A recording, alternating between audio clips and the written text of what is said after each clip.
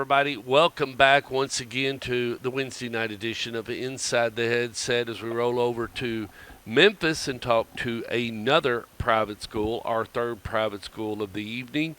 And going to talk to the head coach of the Christian Brothers Purple Wave that did not play Chaminade, but I do understand there was an article written in the commercial Memphis Appeal about Chaminade and the upcoming matchup against the Christian Brothers Purple Wave. So I wasn't the only one that made the move, was I, Coach?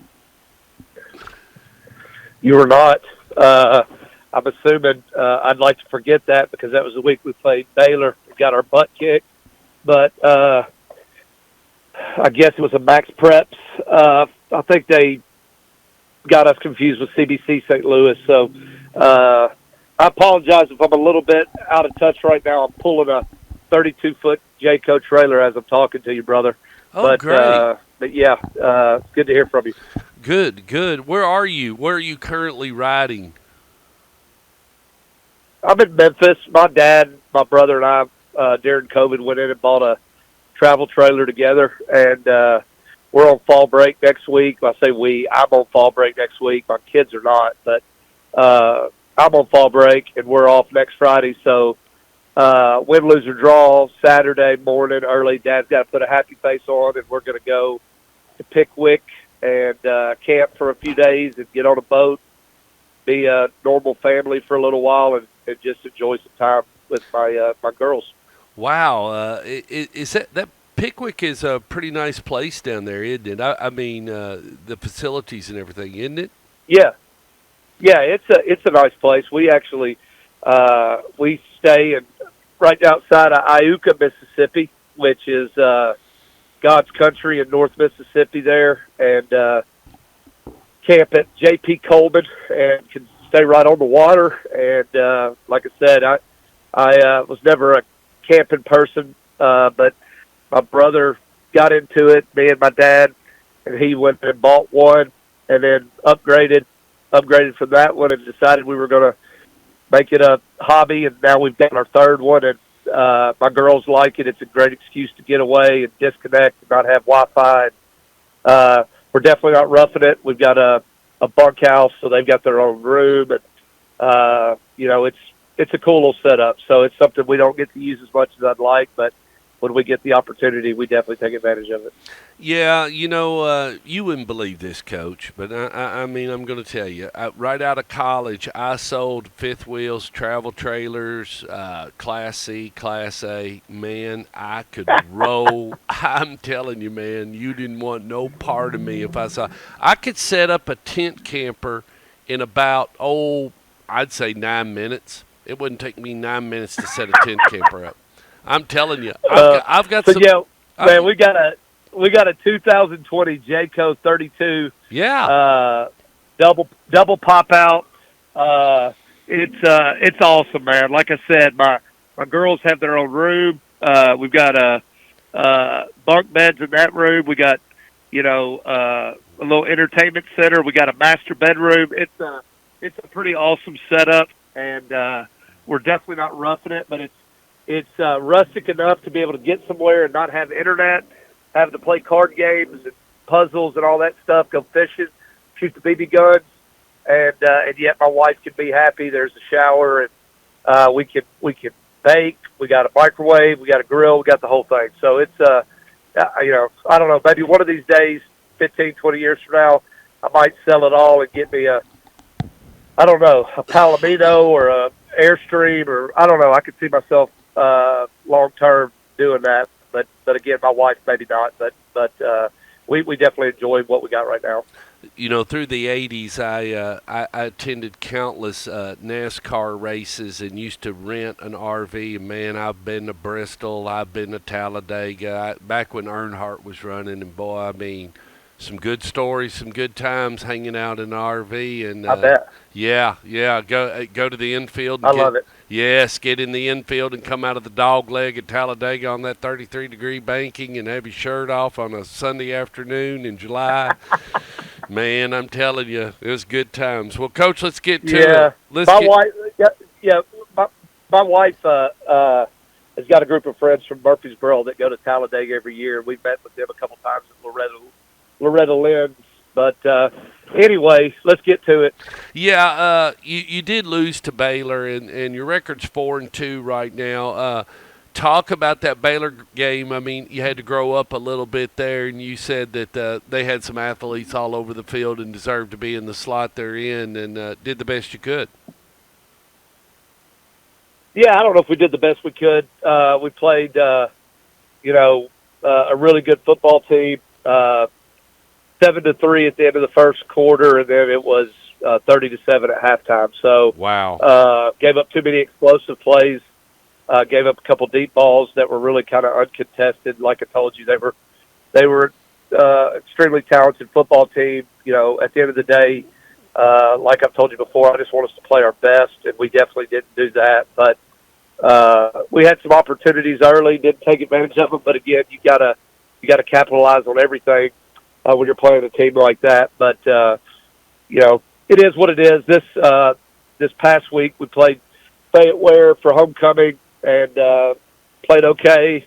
Are starting to get healthy again. Finally, getting a few people back, which I think I have told you before. This year's been a real roller coaster for injuries, and being able to get a couple key guys back is going to be good for us in this long stretch of our final 4 games. But onward and upward, and hopefully, we can figure out a way to put some wins together here at the end of the year. Yeah, and you catch Briarcrest, and they're 3-3, and talk a little bit about this upcoming game, and for those that don't know, I mean, this is one of the big ones that this one in MUS in your little backyard. You got to get this one every year, Coach. It's a big game. Yeah, it's a big game. They're a good football team. They definitely got better throughout the course of the year. Phil Massey is the first-year head coach there. Phil's been around for a long time. Obviously, spent a lot of years at Baylor. I think Chattanooga Christian for a couple of years before coming back to Memphis. I think they've gotten better every week. They're really big up front on the offensive line. Good quarterback play, good tailback, a couple dynamic receivers, and solid on defense. So,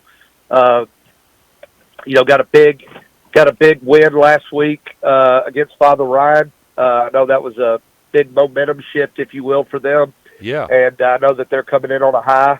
And, again, as we've spoken about many times, this is the miniature SEC for a reason. And, every week it's hard to there are a couple teams that are right there as kind of the creme de la creme, if you will, of the league. But, everybody else is kind of it's a battle week in and week out. MUS got a big win over Innsworth last week, and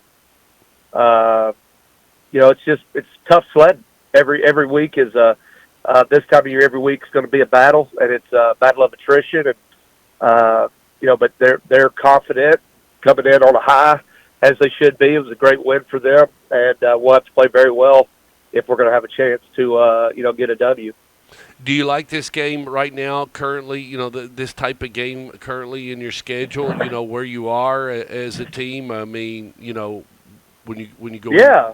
I mean, it's you know this. You talk to enough people. I mean, it's hard to believe, but everybody's getting ready to be on fall break if they haven't had it yet. We played 6 games.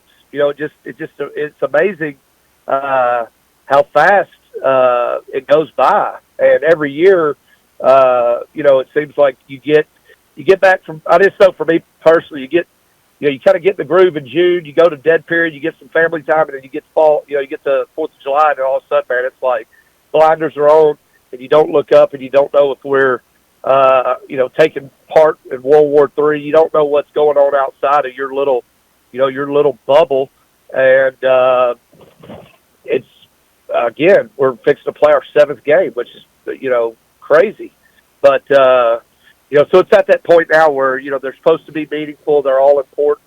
They all have playoff implications. And, I mean, this is what it is. And we're at that point where it gets to be, very serious. Well, Coach, I hope you have a great fall break. It sounds like you've got a great plan, and you're headed into that. You'll still listen to some, I guess, listen to the radio, listen to college football, or or catch a little something. I'm sure from time to time. Oh no, we've got Dish Network. Don't get me wrong. Like I Okay. said, we not. I mean, we're not.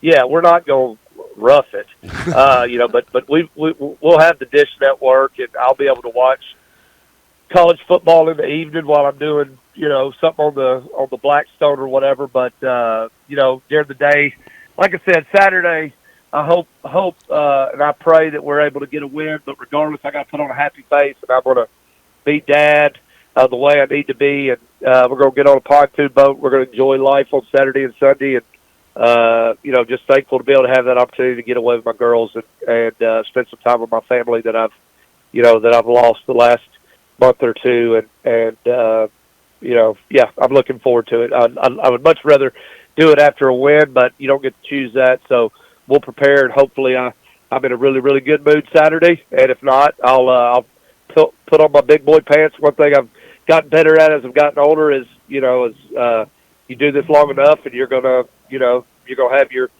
fair share of humility, and doesn't mean I'm not competitive, and it doesn't mean we're not preparing, but at some point, you got to be a dad, you got to be a husband, and life moves on. I know this Saturday the sun's going to come up either way, and I'm blessed regardless. So life is good. Coach, we wish you the best of luck. Have a great fall break, and no coach's show next week, and we will talk to you the week after. All right, brother. Have a good one. Take care. Bye.